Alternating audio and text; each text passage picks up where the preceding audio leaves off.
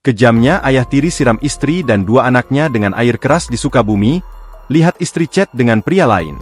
Pria di Sukabumi, Jawa Barat yang diketahui berinisial GG tega menyiram istri berinisial DK dan dua anak tirinya berinisial MS dan AJS dengan air keras. Akibat kejadian ini, ketiga korban kini mendapatkan perawatan di rumah sakit karena mengalami luka serius.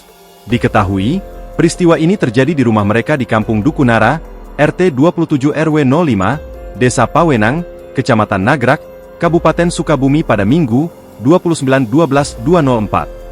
Kapolsek Nagrak Ibtu Asep Suhriyat ketika dikonfirmasi mengatakan, pihaknya membenarkan adanya tindak pidana tersebut.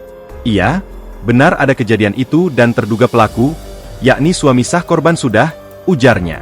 Ketiga korban tak lain istrinya berinisial DK, 46 tahun, dan dua anak tirinya berinisial MS, 18 tahun, dan AJS, 12 tahun.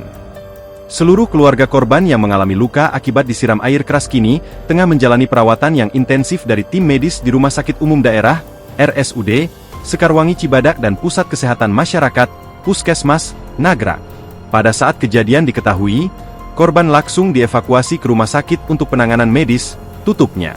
Hasil pemeriksaan sementara motifnya ini, terduga pelaku disebabkan kecemburuan kepada korban atau istrinya, ujarnya, Minggu, 29 Desember 2024.